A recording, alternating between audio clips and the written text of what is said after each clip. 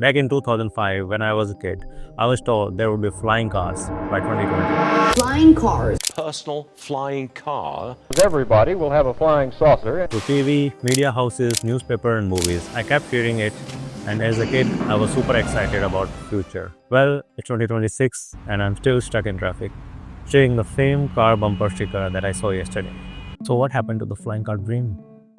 Well, the same promise was made in 1950s that by the end of 20th century, flying car would be common as regular cars. But fast forward today, when I step outside, the skies are still empty, traffic zones are still there. But wait, think for a second. We humans, we spark the fire, then roll the tire, we learn the string, then power the train. We build the phone and felt less alone. We built the driverless car and studied the stars. We fired the Falcon 9, then landed it fine. We made the code that talks, robot that walks. Are we done yet? No. We need to do even more than ever before. On the 9th of October 1903, New York Times published an article saying that manned flight might take 1 to 10 million years to achieve. But 69 days later, on December 17, 1903, the Wright brothers proved them wrong and took humanity's first flight. That's how unpredictable progress can be. The impossible today can become history tomorrow. Well, today we have the technology, science is there, we have everything we need. So why are the skies are still empty? We was promised flying cars. I don't see any flying cars. Why? For a century, we have been chasing this dream, from Waterman Aerobuild in 1937 to ELF Model A in 2022. And yet, what do we really have? Bigger drones, cars with wings, and flying machines that look like a toy.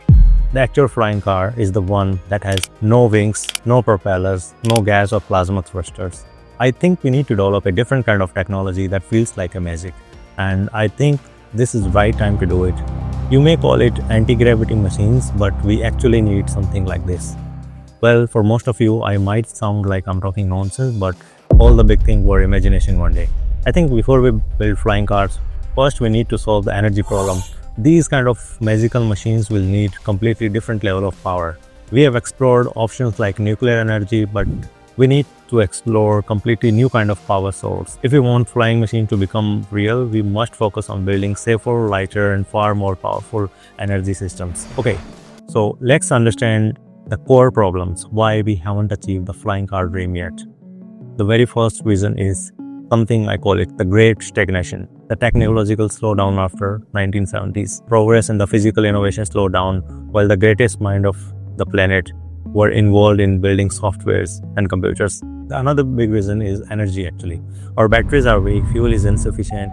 A car can break down on the road, but flying car breaking down mid-air is deadly. And the last two things I think involve in regulation and infrastructure. Noise, safety, air traffic, pilot licensing, these all are massive hurdles. And when it comes on infrastructure, no vertiports, no landing hubs, no universal sky rules. We need to build these as well. So now let's focus on solution, how we can achieve our flying car dream. First of all, we need to build lightweight, safe, long-lasting power system that can keep a flying vehicle in air for days. Another thing, we need to focus on 100% autopilot systems. No pilot, no license needed. You just set the destination and it flies itself.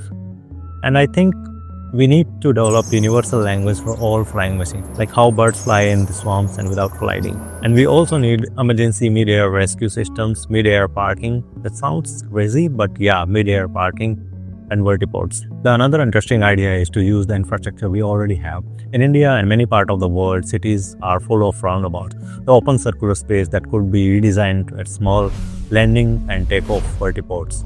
People say we already have the tech to build flying cars. I completely disagree. We don't need to scale drones. We need something entirely new, something different as iPhone was to early clunky phones. The same trend I see with the laptops and cars. All the laptops almost look identical. All the cars almost look same. In the early days, every car used to look different, but now every car looks same. And I think flying cars in still that chaotic early stage, we are just one iPhone moment away from changing everything. Author Jay Storrs in his book, Where is My Flying Car?, argued that society slowed down after mid-20th century. Fear of risk, regulations, and culture pushed away from bold physical innovation. Instead, we directed most of our energy to screens, mobile apps, internet world, while our cities, home, and even our transportation almost look same as it was 50 years ago. So the big question is, where is my flying car?